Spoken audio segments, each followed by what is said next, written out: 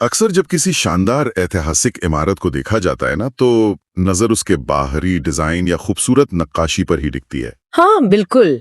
उस सीमेंट या उन ईंटों के बारे में शायद ही कोई सोचता है जो सदियों से उस पूरी संरचना को खामोशी से थामे हुए हैं। एकदम सही कहा।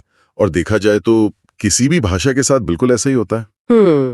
रोजमर्रा के जीवन में खूबसूरत कविताएं सुनी जाती हैं, ओजस्वी भाषण सुने जाते हैं, लेकिन उस क्या कहते हैं अंतर्निहित कोड को नजरअंदाज कर दिया जाता है। वो हिडन कोड जो उस भाषा को मजबूती से खड़ा करता है, मतलब व्याकरण। जी हाँ, व्याकरण।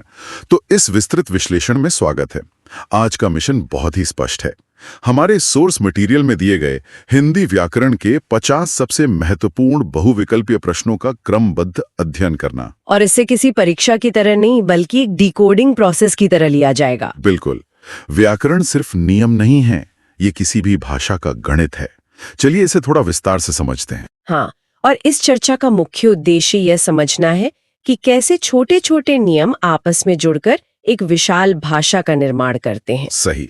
आज की चर्चा प्रश्न उत्तर के प्रारूप में होगी। मैं सोर्स के प्रश्न और विकल्प क्रमानुसार रखूंगा और हमारी विशेषज्ञ एकदम सटीक उत्तर के साथ केवल एक पंक्ति में उसका कारण स्पष्ट करेंगी। मैं इसके लिए पूरी तरह तैयार हूँ। ये एक बेहद दिलचस्प यात्रा होने वाली है। तो बिना देर किए अपने पहले भाग की ओर बढ़ते हैं। वर्ण और संधि, भाषा की बुनियादी इकाइयां। अगर वैज्ञानिक नजरिए से देखा जाए तो वर्णमाला किसी भी भाषा का डीएनए है, एकदम बुनियादी अणु या एटम्स। तो हमारा पहला प्रश्न इसी गिनती से जुड़ा है। प्रश्न 1, हिंदी वर्णमाला में कुल कितने वर्ण माने जाते हैं? विकल्प हैं ए 44, बी 52, सी 45 या डी 50। इसका सही उत्तर विकल्प बी है, क्योंकि हिंदी वर्णमाला में स्वर और व्यंजन मिलाकर कुल 52 ध्वनियां शामिल हैं। 52 एटम्स, क्या बात है। इसी से जुड़ा है प्रश्न 2, आ स्वर को किस श्रेणी में रखा जाता है? विकल्प दिए गए हैं ए ह्रस्व स्वर, बी दीर्घ स्वर, सी प्लुत स्वर या डी संयुक्त स्वर। यहाँ सही विकल्प बी होगा, क्योंकि इसके उच्चारण में ह्रस्व स्वर की तुलना में 2 गुना समय लगता है।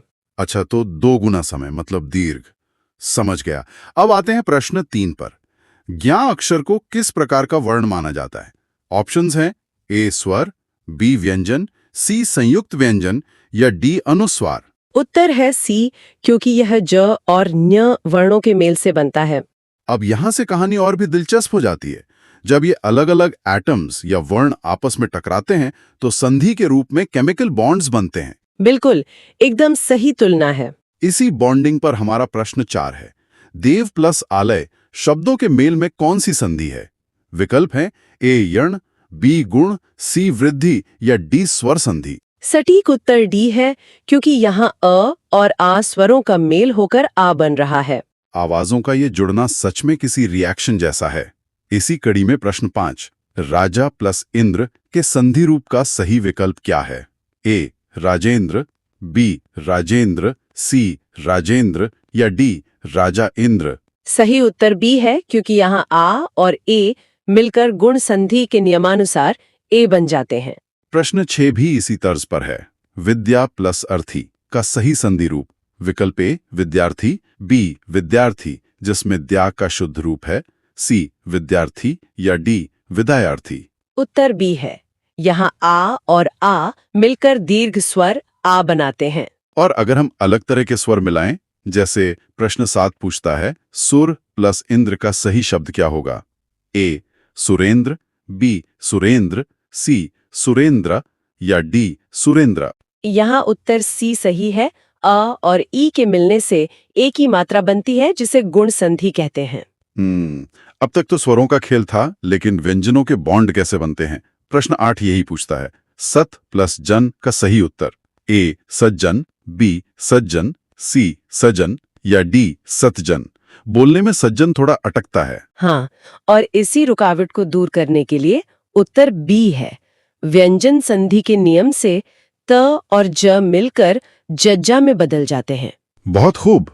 आगे बढ़ते हैं प्रश्न 9 पर। राम प्लस ईश्वर का सही शब्द क्या है? ए रामेश्वर, बी रामेश्वर, सी रामेश्वर या डी रामेश्वर। विकल्प ए सही है। यहाँ अ और ई का मेल होकर ए बनता है। और इस भाग का आखिरी बॉन्ड देखते हैं। प्रश्न 10। लोक प्लस उपकार का सही विकल्प?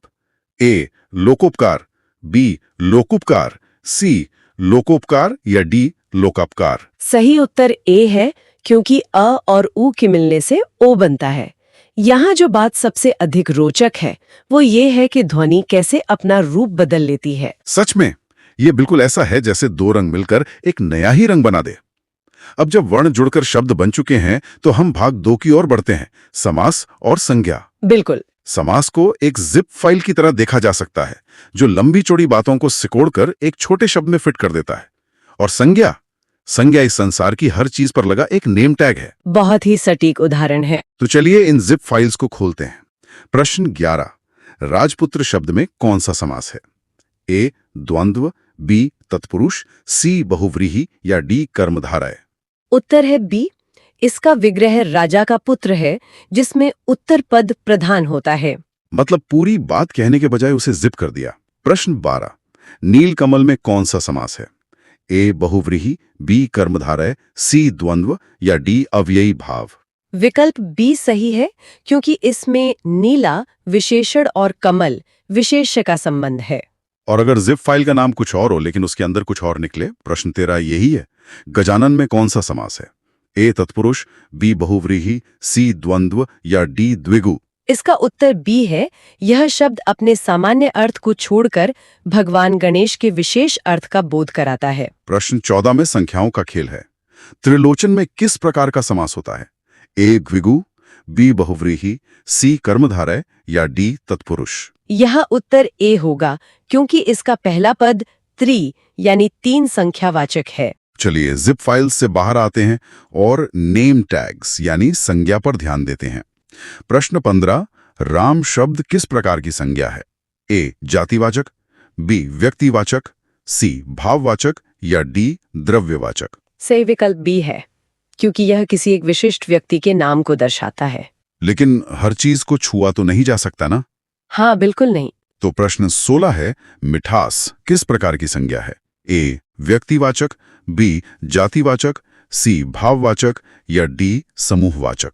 उत्तर सी है। यह एक ऐसे गुण का बोध कराती है जिसे केवल महसूस किया जा सकता है और जिसे नापा तौला जा सके। प्रश्न 17। पानी किस प्रकार की संज्ञा है? ए द्रव्यवाचक, बी भाववाचक, सी व्यक्तिवाचक या डी समूहवाचक? इसका उत्तर ए है। यह एक नापी या तौली जा सकने वाली तरल सामग्री यानी द्रव्य है। प्रश्न 18 एक भीड़ के बारे में है। बच्चों का समूह के लिए प्रयुक्त संज्ञा? ए व्यक्तिवाचक, बी भाववाचक, सी समूहवाचक या डी द्रव्यवाचक? विकल्प सी एकदम सही है, क्योंकि यह एक पूरे समुदाय या दल का प्रतिनिधित्व करता है। फिर से एक अदृश्य नेम टैग की बात करते हैं। प्रश्न 19 सुंदरता शब्द किस प्रकार की संज्ञा है? ए जातिवाचक, बी भाववाचक, सी द्रव्यवाचक या डी व्यक्तिवाचक? उत्तर है बी। यह एक अमूर्त अवस्था या गुण का नाम है। और इस भाग का आखिरी नेम टैग प्रश्न 20 भारत शब्द किस प्रकार की संज्ञा है? ए जातिवाचक, बी व्यक्तिवाचक, सी भाववाचक या डी समूहवाचक? सही उत्तर बी है। यह विश्व के एक विशिष्ट और अद्वितीय देश का नाम है। तो अब हमारे पास ढेरों संज्ञाएं या नेम टैग आ गए हैं। यहां सबसे दिलचस्प बात यह है कि अगर वाक्य में बार बार एक ही नाम लिया जाए तो बहुत अजीब लगेगा। यही शुरुआत होती है भाग 3 की। सर्वनाम, विशेषण और क्रिया। जी, संज्ञा की जगह लेने के लिए स्टैंड इन या सर्वनाम आते हैं। विशेषण उन संज्ञाओं पर एक शानदार पेंट जॉब करते हैं। हाँ, बिल्कुल। और क्रिया, वाक्य में क्रिया इंजन की तरह है। बिना इस इंजन के भाषा की गाड़ी 1 इंच भी आगे नहीं बढ़ सकती। तो आइए इंजन और पेंट जॉब को परखते हैं। प्रश्न 21 मैं शब्द किस प्रकार का सर्वनाम है? ए पुरुषवाचक, बी निजवाचक, सी संबंधवाचक या डी प्रश्नवाचक? उत्तर ए है। ये वक्ता द्वारा स्वयं के लिए प्रयुक्त होने वाला उत्तम पुरुषवाचक सर्वनाम है। प्रश्न 22 कौन शब्द किस प्रकार का सर्वनाम है? ए संकेतवाचक, बी प्रश्नवाचक, सी निजवाचक या डी पुरुषवाचक? विकल्प बी सही है। इसका प्रयोग किसी व्यक्ति या वस्तु के बारे में प्रश्न पूछने के लिए किया जाता है। अब थोड़ा पेंट जॉब देखते हैं। प्रश्न 23, लंबा पेड़ में लंबा शब्द क्या है? ए संज्ञा, बी विशेषण, सी क्रिया या डी सर्वनाम? सही उत्तर बी है। ये पेड़ रूपी संज्ञा की विशेषता बता रहा है। और अगर पेंट जॉब में गिनती शामिल हो, प्रश्न 24, 3 लड़के में 3 किस प्रकार का विशेषण है? ए गुणवाचक, बी परिमाणवाचक, सी संख्यावाचक या डी संबंधवाचक? यहाँ विकल्प सी होगा। ये लड़कों की एक निश्चित संख्या का बोध करा रहा है। अब गाड़ी के इंजन यानी क्रिया को स्टार्ट करते हैं। प्रश्न 25, वह प्रतिदिन दौड़ता है में प्रयुक्त क्रिया कौन सी है? ए सकर्मक, बी अकर्मक, सी सहायक या डी प्रेरणार्थक? इसका उत्तर बी है। दौड़ना क्रिया का प्रभाव सीधे कर्ता पर पड़ता है। इसमें किसी कर्म की आवश्यकता नहीं होती। लेकिन अगर इंजन का प्रभाव किसी और चीज पर पड़े? प्रश्न 26, राम ने फल खाया में खाया क्रिया क्या है? ए अकर्मक, बी सकर्मक, सी सहायक या डी भाववाचक? उत्तर भी है। इस वाक्य में खाने की क्रिया का प्रभाव फल यानी कर्म पर पड़ रहा है। प्रश्न 27 में इंजन के साथ लगे गियर्स की बात है। वो पड़ रहा है में रहा है क्या है? ए मुख्य क्रिया, बी सहायक क्रिया, सी अकर्मक क्रिया या डी सकर्मक क्रिया? सही विकल्प भी है। ये मुख्य क्रिया पढ़ की सहायता करके काल या समय का बोध कराती है। समय की बात उठी है तो प्रश्न 28, सीमा गीत गाती है में क्रिया का काल क्या है? पे भूतकाल, बी वर्तमान काल, सी भविष्य काल या डी संभाव्य काल? उत्तर बी है। यह क्रिया चल रहे वर्तमान समय में घटित हो रही है। प्रश्न 29, वह कल स्कूल जाएगा में कौन सा काल है? ए वर्तमान, बी भूतकाल, सी भविष्यत काल या डी अपूर्ण भूतकाल? विकल्प सी सही है। यह आने वाले समय में कार्य के होने की सूचना दे रहा है। और इस भाग का अंतिम प्रश्न 30, वे कल बाजार गए थे में प्रयुक्त काल? ए वर्तमान, बी भूतकाल, सी भविष्य काल या डी आदेशात्मक काल? उत्तर बी है। कार्य बीते हुए समय में ही पूर्ण हो चुका था। अगर हम इसे व्यापक संदर्भ में देखें तो क्रिया और काल ही समय के धागे हैं जो वाक्य को पिरोते हैं। क्या बात है। अब वाक्य के पुर्जे और इंजन तो तैयार हैं, लेकिन वे आपस में जुड़े कैसे रहेंगे? इसके लिए हमें भाग 4 में प्रवेश करना होगा। कारक, उपसर्ग और प्रत्यय। बिल्कुल। कारक वो गोंद है जो शब्दों के बीच के रिश्ते तय करता है, और ये उपसर्ग और प्रत्यय, क्या ये भाषा के रिसाइकलिंग सिस्टम की तरह हैं जो पुराने शब्दों से नए शब्द बनाते हैं? हाँ, इन्हें मॉड्यूलर ब्लॉक्स की तरह देखा जा सकता है। चलिए देखते हैं।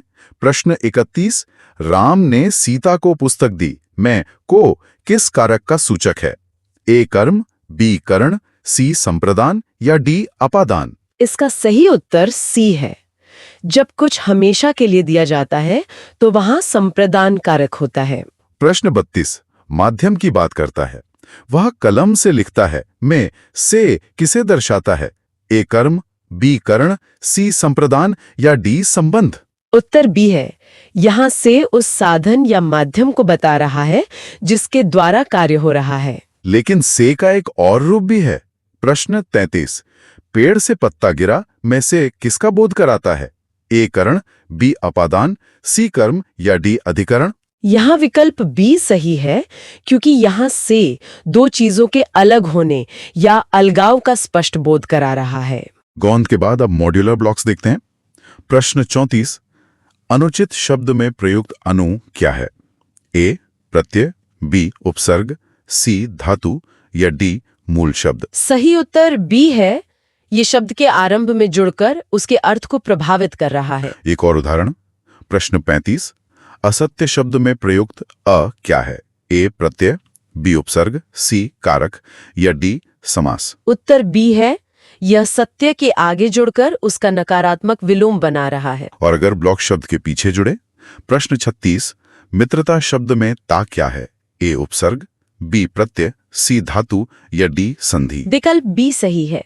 यह शब्द के अंत में जुड़कर उसे भाववाचक संज्ञा में बदल रहा है। प्रश्न 37, खिलाड़ी शब्द में प्रयुक्त ई किसका उदाहरण है?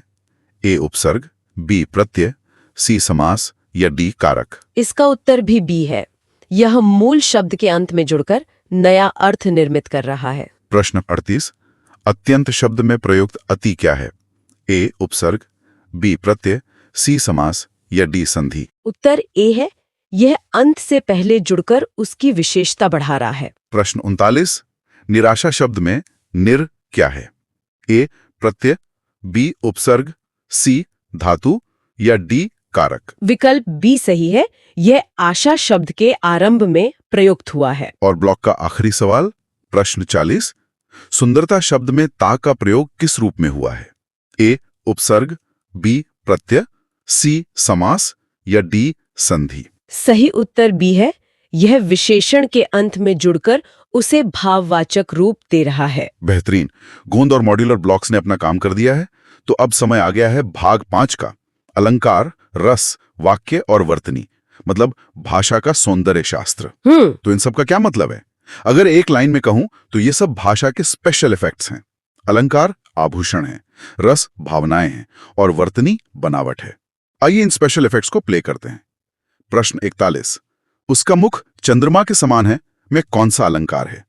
ए रूपक, बी उपमा, सी अनुप्रास या डी यमक? हाँ, समान शब्द का प्रयोग करके मुख की चंद्रमा से तुलना की गई है। प्रश्न 42 शब्दों के म्यूजिक की बात करता है। रवि रश्मि रंजीत में कौन सा अलंकार है? ए यमक, बी अनुप्रास, सी श्लेष या डी उत्प्रेक्षा? सही उत्तर बी है। इस पंक्ति में र वर्ण की बार बार आवृत्ति हुई है। अब भावनाओं या रस पर आते हैं। प्रश्न 43 वीर रस का स्थायी भाव क्या होता है? ए रति, बी उत्साह, सी क्रोध या डी शोक? विकल्प बी सही है। यह हृदय में जोश, वीरता और उमंग की भावना जगाता है। प्रश्न 44 भी भावना से जुड़ा है। करुण रस का स्थायी भाव क्या है? ए हर्ष, बी शोक, सी भय या डी क्रोध? उत्तर बी है। यह किसी प्रिय के वियोग या हानि से उत्पन्न होने वाले दुख को दर्शाता है। अब बात करते हैं वाक्य के अनुशासन की। प्रश्न 45 दरवाजा बंद करो किस प्रकार का वाक्य है? ए प्रश्नवाचक, बी आज्ञार्थक, सी विधानवाचक या डी विस्मयवाचक? सही उत्तर बी है। इस वाक्य में स्पष्ट रूप से एक निर्देश या आज्ञा दी जा रही है। प्रश्न 46 क्या तुम मेरे साथ चलोगे किस प्रकार का वाक्य है? ए विधानवाचक, बी प्रश्नवाचक, सी आज्ञार्थक या डी संदेहवाचक? विकल्प बी है।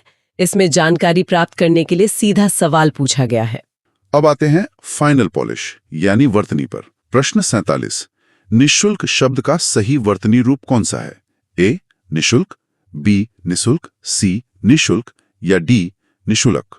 यहाँ उत्तर सी है। व्याकरणिक नियमों के अनुसार विसर्ग का प्रयोग ही इसे शुद्ध बनाता है। प्रश्न 48 कृतज्ञ शब्द का सही रूप कौन सा है? ए कृतज्ञ, बी कृतज्ञ, सी कृतज्ञा या डी कृतज्ञा? सही उत्तर बी है। किए गए उपकार को मानने वाले के लिए यही प्रमाणित शुद्ध वर्तनी है। हम बिल्कुल अंत के करीब हैं।